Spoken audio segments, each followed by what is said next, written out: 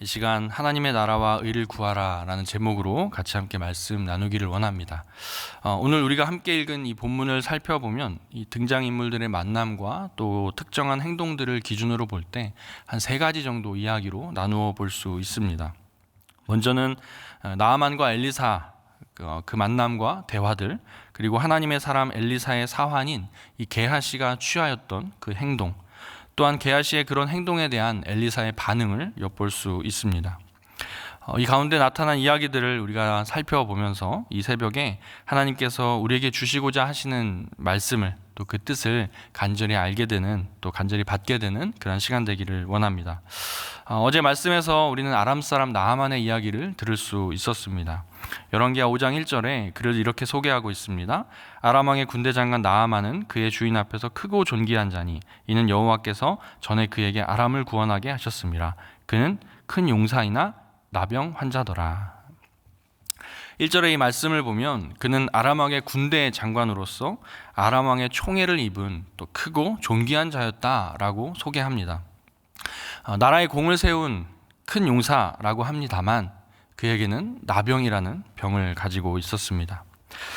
당시 그는 사회적인 또 신분이 있었기 때문에 자신의 위치와 또 권력을 이용하여서 자기 나름대로 자신에게 주어진 그 병을 고치기 위하여 무척이나 애를 썼을 것입니다. 아람 왕까지도 이스라엘 왕에게 편지를 보내어서 이 병을 고쳐달라라고 청할 만큼 그 모든 수단과 또 방법을 동원하여 아마 그 병을 치유하기를 힘썼을 것이다 라고 보는 것이죠. 하지만 어떠한 노력에도 그 병을 치유할 수가 없었습니다. 이러한 현실 속에서 근심이 날로 깊어지던 나아만은 어느 날 자신이 부리던 그 포로된 소녀의 이야기를 듣고 이스라엘 땅으로 향하게 됩니다. 그리고 그곳에서 하나님의 사람 엘리사를 만나죠. 그에게 병이 낫고자 하는 그 간절함은 분명 있었습니다. 그런데 자신의 간절함과 다르게 자신을 맞이하러 나와야 하는 그 엘리사는 나오지 않고 엘리사는 그저 사자를 보내어 이렇게 행하라 라고만 말하는 장면을 봅니다. 그리고 또 그 하게 하는 행동도 이 나아만의 생각으로는 이해할 수 없는 행동이고 또 모습이었죠. 그래서 나아만은 분노합니다. 그리고 발길을 돌이켜 고향으로 돌아가고자 하였던 것이죠. 그러나 하나님께서 그에게 일을 하고자 하시고 작정하셨기 때문에 나아만은 결국 치유를 받게 됩니다. 그리고 이때 하나님께서 그에게 좋은 종들을 옆에 두셔서 그를 설득하게 하셨죠. 이렇게 하나님의 말씀에 결국에는 순종하여서 요단강에서 몸을 7번 담근 결과 그는 회복되어 깨끗하게 나음을 입게 됩니다. 이처럼 나아만은 자신의 몸이 또 치유하지 못했던 그 나병이 깨끗해짐을 입고 너무 감사한 나머지 이제 엘리사를 찾아갑니다. 그리고 그에게 감사의 표현을 하고자 하죠. 근데 그 감사를 표현하는 그 장면에 이 나아만의 고백이 눈에 들어옵니다. 15절 말씀에 나아만이 이렇게 말합니다. 중반부에 보면 내가 이제 이스라엘 외에는 온 천하에 신이 없는 줄을 아나이다 라고 말하는 장면을 볼 수 있습니다. 나아만은 이 감사의 예물을 잔뜩 가져왔지만 먼저 이렇게 고백했던 것이죠. 이스라엘 외에는 온 천하에 신이 없는 줄 아나이다. 그러니까 나아만은 단순히 그 병만 치유받은 것이 아니라 어쩌면 그 마음의 변화가 일어난 것이죠. 하나님만이 유일한 하나님이시구나 라는 것을 깨달은 것입니다. 나아만은 엘리사가 하나님의 사람이라는 것을 알았고 또 그 치유의 능력이 하나님께로부터 온 것인 줄을 깨달았던 것입니다. 그리고 이 장면은 나아만이라는 이 이방 사람의 첫 신앙 고백인 셈입니다. 왜 이것이 그의 신앙 고백으로 보여지냐면 다음에 나오는 17절에 그가 이렇게 고백하고 있기 때문입니다. 나아만이 이르되 그러면 청하건대 노새 2마리의 실을 흙을 당신의 종에게 주소서.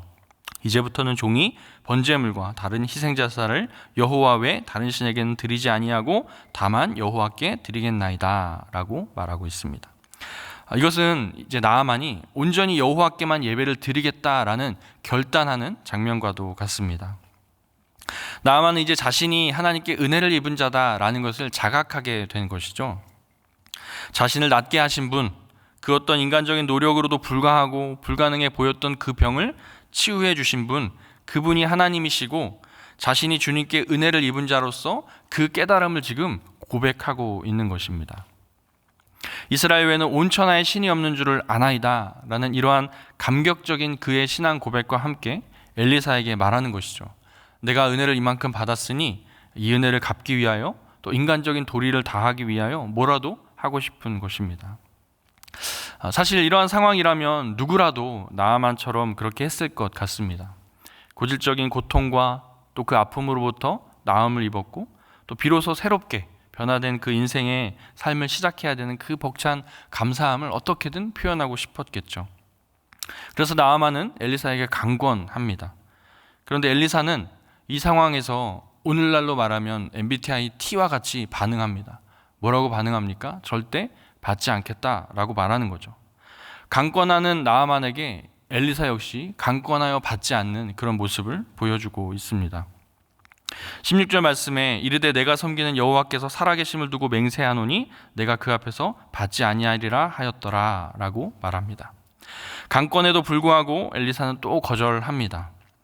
이것이 엘리사가 너무도 겸손한 사람이라서 그랬을까요? 그의 이 거절의 반응에 나아만은 뭐 이렇게까지 거절하지? 라고 생각했을지도 모르겠습니다. 그러나 하나님의 사람 엘리사는 나아만에게 이러한 반응을 통해서 온전한 하나님의 주권적인 일하심, 하나님께서 작정하신 은혜로 나아만을 부르셨고 낫게 하셨음을 다시금 강력하게 상기시켜주고 싶었던 것입니다. 왜냐하면 엘리사는 자신의 정체성이 하나님의 사람이었기 때문입니다. 여러분, 엘리사라는 이름의 뜻이 무엇입니까? 하나님은 구원이시다 라는 것이죠. 그는 삶을 통해서 상황마다 이름처럼 하나님의 구원을 나타내는 삶을 살았다라는 겁니다. 그가 나아만의 이 마음이 가득 담긴 예물을 받지 않은 이유는 선지자로서 자신의 목적이 분명하게 이루어졌기 때문입니다. 그 목적은 무엇입니까? 그의 입장에서는 나아만이 하나님을 유일한 하나님으로 고백했다는 것, 그것이 바로 이 선지자로서는 충분한 결과였다라는 겁니다. 그러한 의미에서 엘리사는 아무것도 필요하지 않았습니다. 철저하게 하나님의 나라를 위하여 사역하는 자신의 그 정체성을 가지고서 하나님을 드러내고 또 주님의 은혜를 그 무엇으로도 가리지 않고 훼손하지 않으려는 그러한 소명의식에서 비롯된 결단과 몸부림이 그에게도 있었을 것이기 때문입니다. 나아만에게 일어난 이 모든 일은 처음부터 끝까지 오직 하나님의 부르심과 하나님의 뜻으로 이루어진 것이므로 엘리사는 그것과 상관없는 영역에서 어떤 이슈를 만들고 싶지 않았던 것입니다. 정말 담백하게 하나님의 사람답게 불리고자 하는 이 선지자의 모습, 오직 하나님의 일을 할 뿐 무익한 종이라는 엘리사의 선지자적 고백도 그 삶에서 언뜻 비춰지는 것 같습니다. 그러한 엘리사의 대답 이후에 나아만은 이어서 다음과 같이 요청을 하죠. 엘리사가 아무것도 받지 않자 그가 한 가지 청을 합니다. 노새 2마리의 실을 이스라엘 땅의 흙을 달라고 하죠. 자신이 여호와에게만 제사를 드리고자 하니 흙을 가져갈 수 있게 해달라라는 것입니다. 여러분, 이것이 어떠한 의미일까요? 앞서 자신이 고백한 신앙 고백에 대한 그런 실천과 또 결단을 담고 있다라는 겁니다.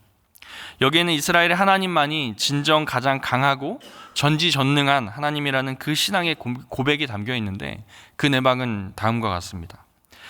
고대 이 당시의 사람들은 나라와 나라의 전쟁에 있어서 이 전쟁을 신과 신의 전쟁으로 여기는 그런 사고를 지니고 있었습니다. 그러니까 전쟁 후에 이긴 나라의 사람들은 속국이 된 그 나라의 신들에게도 우리가 이겼다라고 보는 거죠. 그래서 자신이 섬기는 신보다 약하고 열등한 신이 너희의 신이다 라고 생각하는 사고를 가지고 있었다라는 겁니다. 당시 아람과 이스라엘의 이 관계를 살펴보면 열왕기상 말미에 이 아람과의 전쟁에서 아합이 죽는 장면이 나옵니다. 아람이 이스라엘의 왕을 무찌른 것이죠. 또한 어제 본문에서도 언뜻 우리가 그 모습을 살펴볼 수 있는데 나아만이 병을 고치러 간다라고 했을 때 아람 왕이 이스라엘 왕에게 편지를 보내는 장면을 볼 수 있었습니다. 이러한 모습을 통해서 당시 아람 왕이 이스라엘의 왕보다 조금 더 우위에 있었음을 보여주고 있습니다. 그러니까 이러한 것들이 자연스럽게 그들의 신관에도 드러나는 것이죠. 아람의 신이 이스라엘의 신보다 우위에 있다라고 여기는 상황이라는 거죠. 나아만은 이러한 배경 속에서 고국으로 돌아간 후에 자신이 했던 그 신앙 고백, 내가 이제 이스라엘 외에는 온천하에 신이 없는 줄을 아나이다 라는 이 신앙의 고백을 삶으로 살아가려는 의지를 보여주고 있는 것입니다. 그러므로 이스라엘 땅의 흙이라도 가져가서 그 땅에서라도 오직 이스라엘의 하나님께만 제사를 드리겠다 고백하는 장면이죠. 그리고 나아만은 여기에 이어서 한 가지를 더 청합니다. 근데 이것은 요청이라기보다는 미리 용서를 구하는 내용입니다. 나아만이 섬기는 자신의 왕이 림몬이라는 신을 섬기고 있는데, 이 림몬은 그 야수르의 대표적인 신입니다. 또 우레와 태풍을 주관하는 신으로서 풍요의 신으로 숭배되고 있었다라고 이야기를 하죠. 그리고 그 당시 여러 지역에 넓게 분포되어 있던 그들이 숭배하던 또 그런 우상이기도 합니다. 나아만은 자신의 주인을 보필하는 직업적인 그 임무가 있었기 때문에 그 림몬을 경배하기 위해 자신도 어찌할 수 없이 그 신당에 들어가야 하는데 그때 몸을 굽혀야 된다라고 이야기를 하면서 이러한 자신의 모습을 미리 용서해 달라라고 이야기를 합니다. 나아만의 마음은 이미 유일한 여호와 한 분을 자신의 신으로 믿고 따를 것을 정했으나 그런 행위를 할 수밖에 없는 자신을 미리 용서해 달라라고 말하는 거죠. 이러한 나아만의 태도를 보고 있자면 그의 신앙 고백은 정말로 진정성 있게 다가오는 것만 같습니다. 그런데 사실 우리가 하나님을 우리의 주로 고백하는 삶이란 단순한 이런 신앙 고백만으로 충분하지는 않습니다. 우리가 주님과의 그 첫사랑에 감격적이었던 그 처음의 그 신앙 고백, 그것은 정말 중요하지만 하나님은 이제 주님의 자녀들의 그 고백을 받으신 이후에 그 사랑에 응답한 자들의 삶을 통해서 그 삶을 막 흔들어대기 시작을 합니다. 나아만 또한 그의 고백을 삶으로 살아내기 위해서 자신이 이제 가야 할, 자신이 머물러야 할 그 아람이라는 나라에서 자신의 그 믿음이, 자신의 그 신앙이 충돌할 것을 예상한 것이죠. 그 순간에도 이 나아만은 여호와 하나님만을 섬기겠다라는 그 의지를 지금 엘리사 앞에서 보여주고 있다라는 겁니다.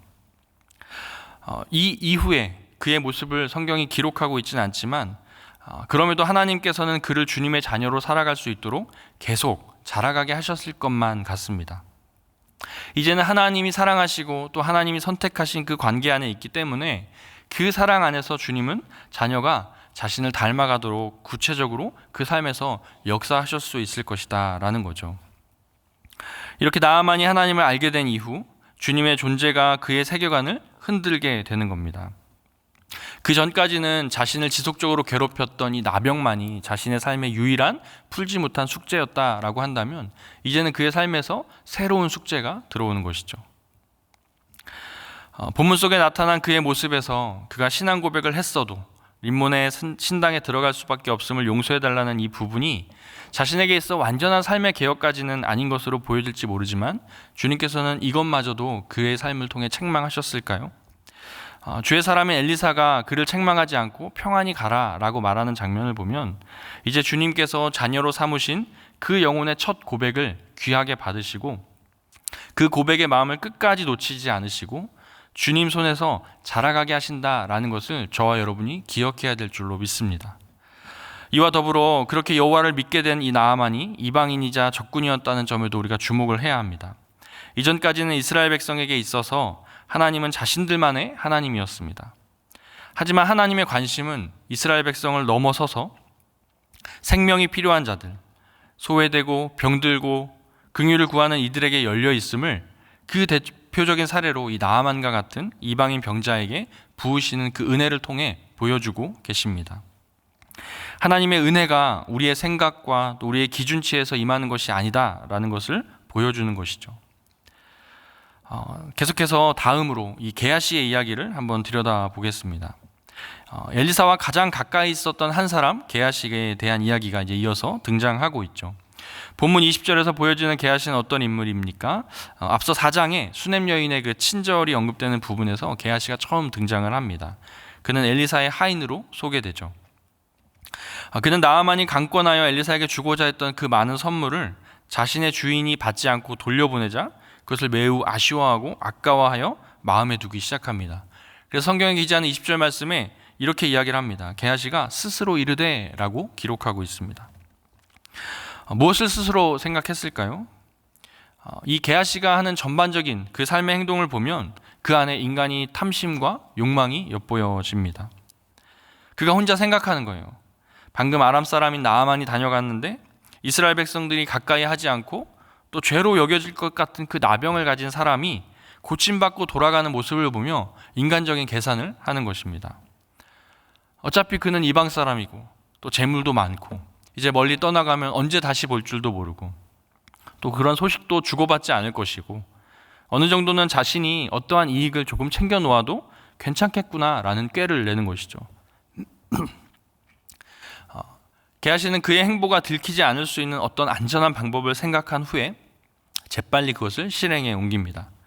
엘리사 몰래 그를 쫓아가 이 정도면 자기의 양심이나 또 나아만 군대의 형편에나 적절하다 생각한 만큼의 것을 제시하는 거죠. 무엇이든지 그에게서 얻으리라 했던 이 게하시의 말은 아주 적극적인 탐심을 드러내고 있습니다. 우리 주인께서 나를 보내셨다라고 말하는 이 구절에서 그럴듯한 명분이 담긴 거짓말도 하는 그 게하시의 모습을 우리가 볼 수 있습니다. 그리고 그는 그렇게 얻어낸 결과물을 자신의 집에 감추고 아무 일 없었다는 듯이 엘리사 곁으로 다시 돌아가죠. 그러나 엘리사는 모든 것을 알고 있었습니다. 그리고 이어서 엘리사의 책망이 나오고 있죠. 여기에 나타난 이 게하시의 모습을 보면 전형적인 인간의 모습들이 보여집니다. 사람과의 관계에서도 눈에 보이는 조건을 빨리 스캔해서 분주하고 또 상대가 내게 줄 수 있는 것이 무엇일까, 내가 얻을 수 있는 것이 무엇일까를 가장 먼저 생각합니다. 엘리사의 선지자적인 어떤 의식과 그 신념에는 아무런 관심이 없어 보입니다. 다만 엘리사가 나아만의 이러한 호의를 거절하는 것에 대해서 엘리사는 왜 이렇게, 나의 스승인 엘리사는 왜 이렇게 저렇게밖에 생각하지 못하지? 그 정도는 받을 수 있는데 라고 말하면서 꾀를 부리는 것이죠. 허물이 될 만한 부분은 잘 숨기고 또 그것을 들키다 하더라도 오히려 뻔뻔함을 갖춘 게하시의 모습을 볼 수 있습니다. 엘리사에게 아무데도 가지 않았다라고 거짓말하는 그 장면을 통해서 말이죠. 그는 이 세상살이에 대한 허세와 배짱이 두둑했던 사람 같습니다. 효율을 따지고 또 빠른 셈과 결과를 내는 것이 이 세상 가운데서 굉장히 순발력 있고 유능하다 생각하는 것이죠. 그리고 그렇게 살아가는 것이 삶에서 적합하다라고 생각합니다. 여러분, 이렇게 보면 게하시는 굉장히 나쁜 캐릭터처럼 우리가 보여질 수 있지만 사실 이런 모습이 우리 안에 또 우리의 모습 안에 녹아져 있지는 않는가, 우리가 한번 생각해 보아야 합니다. 어쩌면 이 게하시의 모습은 가장 평범하고 지극히 이 땅을 살아가는 아주 평범한 그 인간의 모습을 담고 있다라는 거죠. 그런 게하시를 향해 엘리사는 아주 강하게 비난합니다. 그리고 그를 나병으로 저주하죠. 26절과 27절에 이렇게 말하고 있습니다. 엘리사가 이르되 한 사람이 수레에서 내려 너를 맞이할 때에 내 마음이 함께 가지 아니하였느냐? 지금이 어찌 은을 받으며 옷을 받으며 감람원이나 포도원이나 양이나 소나 남종이나 여종을 받을 때이냐? 그러므로 나아만의 나병이 내게 들어 내 자손에게 미쳐 영원토록 이르리라 하니 게하시가 그 앞에서 물러나오매 나병이 발하여 눈같이 되었더라. 엘리사는 게하시가 자신, 즉 하나님의 사람의 하인이라는 그 정체성을 꼬집습니다. 그는 하나님을 믿는 사람, 가장 근거리에서 함께하는 자였음에도 불구하고 이스라엘의 하나님이 어떠한 분인지 알지 못하였습니다. 엘리사와 가까이 있었는데도 그는 엘리사가 누군지 제대로 모르고 또 그들이 함께 있는 하나님이 누군지도 잘 알지 못했습니다. 여러분, 우리도 그러할 수 있습니다.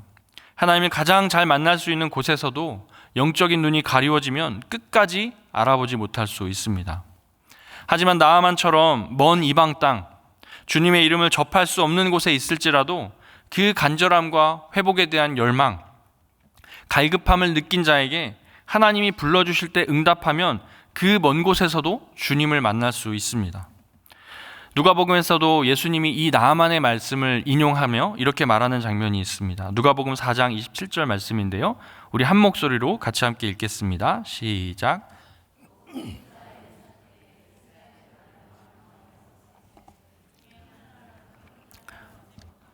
오직 수리아 사람 나아만 뿐이었느니라. 아멘. 하나님이 주시는 회복을 누린 이는 오직 수리아 사람, 즉 이방 사람 나아만 뿐이었다고 말씀합니다. 이스라엘의 하나님이 어떠한 분이신지 이방 나라 사람인 나아만만이 알고 있었다라고 말합니다. 계속해서 이 엘리사가 게하시를 책망하는 내용을 함께 보겠습니다. 지금이 어찌 은을 받으며 옷을 받으며 감람원이나 포도원이나 양이나 소나 남종이나 여종을 받을 때이냐? 지금 내 자신을 돌볼 때냐? 내 필요에만 민감할 때냐? 너의 마음이 원하는 것만을 채울 때냐? 라고 책망하고 있는 것이죠. 엘리사는 게하시에게 그의 존재가 누구인지 그 의미와 때를 언급합니다. 그리고 그의 시선을 지금 지적하고 있는 것이죠.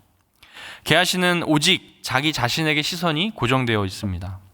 너는 하나님의 사람의 사환이다. 너가 지금 그 물질에 집착하고 탐심할 때냐? 지금은 은을 받고 옷을 받고 먹고 마시는 것을 챙길 때냐라고 그의 시선이 어디에 있는가를 지금 지적하고 있는 것이죠. 엘리사의 책망으로 가득한 이 정확하고 아주 따가운 이 질문을 듣자면 여러모로 세상의 것들로 셈하고 또 계산하며 눈에 보이는 것을 가장 가치 있게 여기는 이 게하시의 모습 속에 우리들의 인생의 모습도 보인다라는 겁니다. 보이는 것이 전부인 것들, 또 이것에서 안정과 평화를 찾는 이들, 하나님의 말씀을 대언하는 선지자 엘리사는 이러한 인생을 향하여 무엇이라고 외치고 있습니까? 게하시를 향해 지금 결국 무엇이라고 하는 것입니까? 우리 삶이 오직 나 자신만을 위한 것이 아니다라는 것을 말해주고 있습니다. 내 존재가 이렇게 살아있고 목숨이 붙어있는 이유가 고작 나 자신의 이기적인 욕망과 탐심을 채우며 거기에서 만족감을 누리고 행복하다, 이 정도면 충분하다, 안정적이다, 평안하다 이러한 것을 외치며 편안함을 추구하는 삶이 아니라는 것입니다. 이것은 가짜 평안과 안식을 누리는 그런 저차원적인 삶의 자유라고 부르는 그런 모습과도 같다라는 거죠. 우리 존재의 소명과 이유는 하나님께 뿌리내리고 있다는 것을 기억해야 합니다. 우리의 삶이 주님의 선하신 뜻대로 설계된 것이고 또 우리의 어떠한 삶이 가장 이상적인 것인가에 대한 이 하나님의 눈높이와 또 그분이 흡족하게 여기시는 그러한 안목이 있다는 것임을 깨닫게 하는 이 엘리사의 처절한 반문인 것이죠.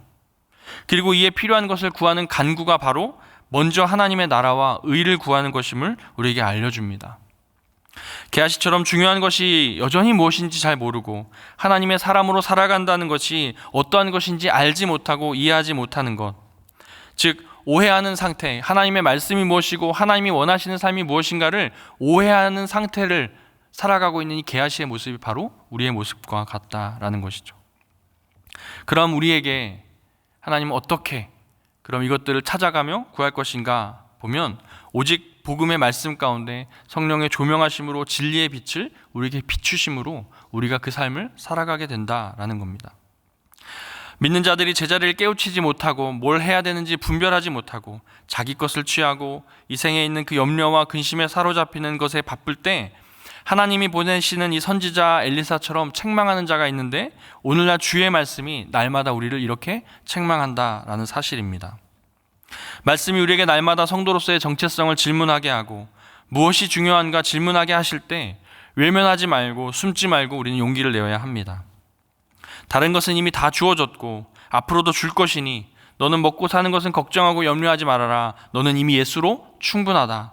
예수가 너의 모든 것이다 라고 말하는 것이죠. 마태복음 6장 33절 말씀입니다. 그런즉 너희는 먼저 그의 나라와 그의 의를 구하라. 그리하면 이 모든 것을 너희에게 더하시리라. 우리가 살아가고 있는 이 땅 어디에서든 우리가 구해야 될 것은 하나님의 나라와 그의 의인 줄로 믿습니다. 물론 이렇게 하나님이 무엇을 원하시는지 바로 아는 자의 삶을 살아감에도 불구하고 그것을 살아내지 못하는 자기 삶의 모습이 있을 수 있습니다. 하나님의 나라에서 구할 것과 달리 내 삶은 게하시와 다를 바 없이 뭔가 초라해 보일 때가 있다라는 것이죠. 그래서 나의 이 현실과 주님의 영광이라는 이 간극 사이에서 때로는 고통스럽기도 하고 긍휼을 구하지 않고는 견딜 수 없는 가난한 심령을 또한 갖게 됩니다. 그 과정의 간구에서 주의 자녀인 우리는 계속 주 앞에서 항복하며 모든 것을 주님이 해주셔야 합니다라고 고백하게 되는 것이죠. 바라기는 저와 여러분이 이 땅을 살아가면서 비록 게하시와 같은 그런 연약한 모습을 가지고 있다 할지라도 주의 말씀 앞에 나아가 그 말씀을 듣고 순종하며 다시 한번 말씀 앞에 우리의 삶을 직면할 때에 우리의 삶이 그 말씀으로 충분해지고 예수로 충분해지는 삶으로 변화하기를 주의 이름으로 바라고 축원합니다. 먼저 그의 나라와 의를 구하라는 말씀에 가장 먼저 전 존재로 순종하신 분이 바로 우리에게 계십니다. 하나님 나라를 위해 그의 뜻을 위해서 우리 가운데 사람으로 오신 성육신하신 주님, 또 십자가에서 고난당하신 분 바로 예수님이십니다. 그것이 우리의 유일한 대안이 될 줄로 믿습니다. 말씀을 맺겠습니다. 우리는 하나님을 믿고 은혜의 자리에 선 저와 여러분인 줄로 믿습니다. 하나님은 하나님의 나라와 그의 의를 구하는 자를 사용하시는 줄로 믿습니다. 저와 여러분이 또 우리 삼일교회가 정말 담백하고 정직하게 우리의 이익과 우리의 자랑을 위함이 아니라 하나님의 나라와 하나님의 의를 먼저 구하며 나아가는 그런 교회가 되기를 바라고 축원합니다. 또한 이 나아만의 고백처럼 이 땅에 오직 하나님 한 분만이 우리의 주인 되신다는 고백을 전 존재로 하게 되기를 주의 이름으로 바라고 축원합니다. 우리 시간 같이 함께 기도하기를 원합니다. 함께 기도할 때에 오늘 들은 말씀을 기억하며 하나님만이 나의 유일한 주인 되시고 하나님만이 나의 주 되십니다. 먼저 그의 나라와 의를 구하는 삶을 살아가는 내가 되게 하여 주시옵소서라고 기도하시고 또 들은 말씀을 기억하며 여러분에게 주신 기도의 제목과 또 여러분이 가지고 나온 기도 제목을 가지고 같이 함께 기도하시고 일어나는 시간 되기를 원합니다. 함께 기도하겠습니다.